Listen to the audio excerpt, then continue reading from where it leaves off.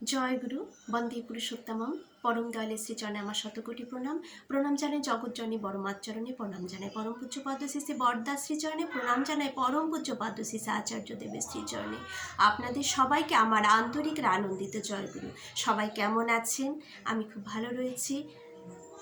সবার মঙ্গল প্রার্থনা করে আজকে বলছি আজকের ইষ্ট প্রসঙ্গ ডিপি ওয়ার্কস। আচার্যদেব দিলেন আমাদের ডিপি ওয়ার্কস। গত শ্রাবণ মাসের ঘটনা। শ্রাবণ মাসে আমরা মাতৃ সম্মেলন সবাই রোজ কম বেশি কিন্তু সবাই করি, সারা বছরই করা হয়ে থাকে, তবু শ্রাবণ মাসে কোনোটা দিন বাদ যায় না। একটা শ্রাবণ মাসের মাতৃ সম্মেলনটা একটা আনন্দই মনে আমাদের মায়েদের কাছে একটা আলাদা রকম, খুব আনন্দের একটা মাস যায়। সব সময় ঠাকুরকে নিয়ে ভাবনা, ঠাকুরকে নিয়ে চিন্তা, কি আলোচনা করব, কি গান গাইব, কবে কার বাড়িতে হবে, কার কার বাড়িতে ডিপি ওয়ার্কস করতে যাব, এই নিয়ে আমাদের নিত্যদিন একটা ভাবনার মধ্যে কিন্তু আমরা দিন কাটাই। খুব আনন্দে কেটে যায় আমাদের এই শ্রাবণ এবং ভাদ্র মাস।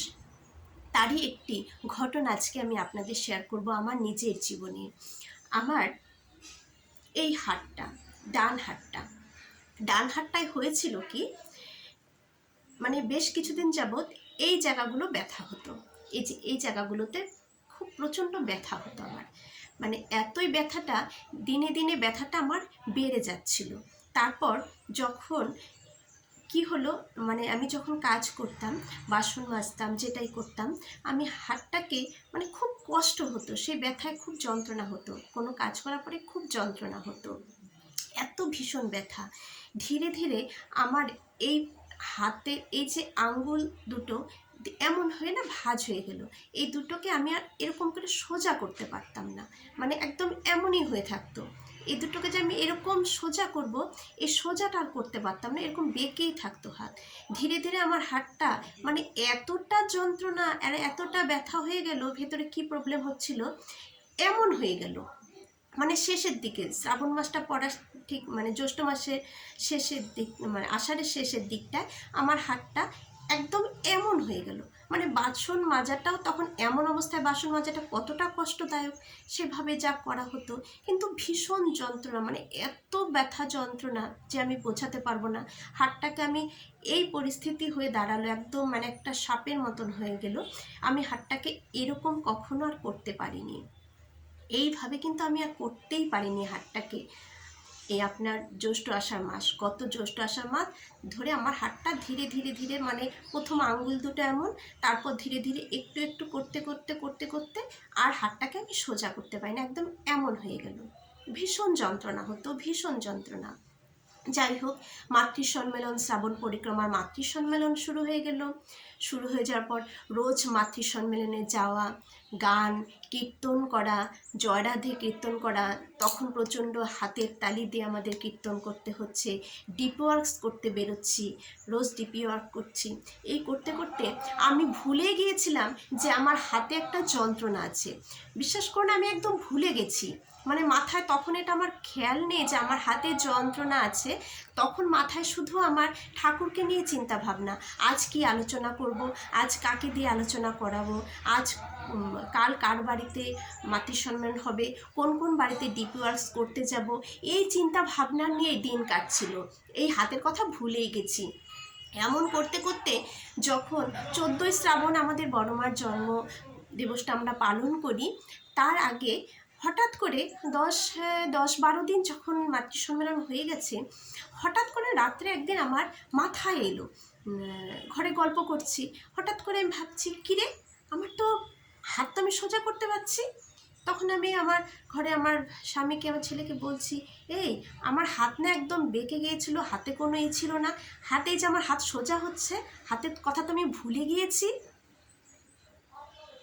অবাক কাণ্ড, এটা কিভাবে সম্ভব, কিভাবে সম্ভব?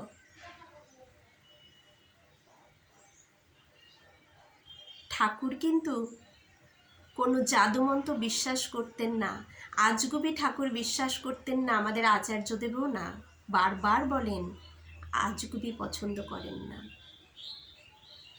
রোজ এই যে কীর্তন করছি, এই যে প্রেসার পড়ছে, 1.5 ঘন্টা 1 ঘন্টা 10 মিনিট ধরে যে আমরা মাতৃ সম্মেলনে গান করছি, ইষ্ট প্রসঙ্গ করছি, পজিটিভ ভাবনায় রয়েছি, আমার ভেতরের পজিটিভ ভাবনা, আমি পারবো, আমি অমুক জায়গায় যাজন করব, ডিপিআরসিতে যাজন করতে গিয়ে তাদের ইষ্টভীতি করাবো, তাদেরকে মঙ্গলের করে রাখবো, তাদেরকে দিয়ে এটা করাবো, আমি পারবো, আমি রোজ চলে যাব, আমি খুব অসুস্থই থাকি, কিন্তু ওই সময় আমার অসুস্থতা কিছুই থাকে না, কোথায় যে উড়ে যায় নিজেও জানি না, আমার হাত সোজা হয়ে গেল। এটা কিভাবে সম্ভব? সব কিছুই সম্ভব, শুধু তার চরণে যদি নিজেকে সমর্পণ করে দিই, ইষ্টকর্মে যদি লেগে থাকি, তাহলে আমরা অসম্ভবকে সম্ভব করতে পারি। যে নামের জোর তখন চলে আমাদের ভিতরে, ইষ্ট ভাবনা চিন্তায় সর্বদা নামময় হয়ে থাকার মধ্য দিয়ে কিন্তু সব অসম্ভবকে আমরা সম্ভব করতে পারি। এই নামের জোরে, সৎ কর্মের মধ্য দিয়ে, ইষ্টকর্মের মধ্য দিয়ে, কীর্তনের মধ্য দিয়ে সব কিছু পজিটিভ, এই পজিটিভ এনার্জি আমার ব্রেন পজিটিভ এনার্জিগুলো আমার শরীরকে অর্ডার করেছে এবং আমার শরীর সব কিছু পজিটিভ ভাবনায় নিয়ে গিয়ে আমার সব রোগ শোককে একদম বিদায় দিয়েছে। ওই শ্রাবণ ভাদ্র মাস আমি একদম ফুলফিল সুস্থ থাকি, যেটা আমি আপনাদের কোনো গল্প নয়, এটা সত্যি কথা। আমি একদম সুস্থ হয়ে উঠি, সব কিছু দিয়ে আমি পরিপুষ্ট হয়ে উঠি, সব কিছুই পজিটিভ ভাবনায়। ঠাকুরময় হয়ে থাকুন, ইষ্ট কথা বলুন, যাজন করুন, কাউকে পাচ্ছেন না, ঘরের দেওয়ালকে যাজন করুন, সেটাও করলেও হবে। মোট কথা আমাদের ঠাকুরের কথা বলতে হবে, রোজ যাজন করতে হবে, কারণ যাজনে ঠাকুর প্রীত হন। ঠাকুরকে প্রীত করতে গেলে আমাদের ঠাকুরের কথা রোজ বলতে হবে না। ঘরের সন্তানকে বলুন, ঘরের স্বামীকে বলুন, কাউকে পাচ্ছেন না, দেওয়ালকে বলুন, পিঁপড়েকে বলুন, কিন্তু ঠাকুরের কথা রোজ বলুন। এই বলার মধ্য দিয়ে আজকে এটা বলবো, কালকে ওটা বলবো, ঠাকুরের বই পড়ে সেগুলোকে বলবেন। এই পজিটিভ ভাবনাই আমাদেরকে পজিটিভ করে তুলবে, সব কিছু থেকে আমাদের সুস্থ করে তুলবে, অসম্ভবকে সম্ভব করে তুলবেন। আচার্যদেব বারবার বলেছেন, আমার ভেতরেও ঠাকুর রয়েছেন, আমি আমার ঠাকুরকে আমি নিজে জাগিয়ে তুলতে পারি। আচার্যদেব বলছেন, আপনাদের ভেতরেও, সকলের ভেতরে ঠাকুর রয়েছে, আপনারা নিজেরা আপনাদের ভেতরে ঠাকুরকে জাগিয়ে তুলুন। জাগিয়ে তোলা মানে পজিটিভ কথা বলা, পজিটিভ কথা বলা মানে সৎ কথা বলা, ইষ্টের কথা বলা। ঠাকুর যা বলে গেছেন সব পজিটিভ, সব যুক্তি দিয়ে সায়েন্টিফিকভাবে বলে গেছেন। সেইভাবে যদি আমরা বলি, সেইভাবে যদি চলি, সেটা যদি বলি, ভাবি, করি, তবেই আমার জীবন সচ্ছল সুন্দর হয়ে উঠবে, আমরা রোগমুক্ত হয়ে উঠব, ভালো থাকব, পরিবার পরিজন পারিপার্শ্বিক সবাইকে নিয়ে। সবার মঙ্গল প্রার্থনা করি দয়ালের শ্রীচরণে। খুব ভালো থাকুন আপনারা, ইষ্টময় হয়ে থাকুন। এ প্রার্থনা জয় গুরু বন্দে পুরুষোত্তমম।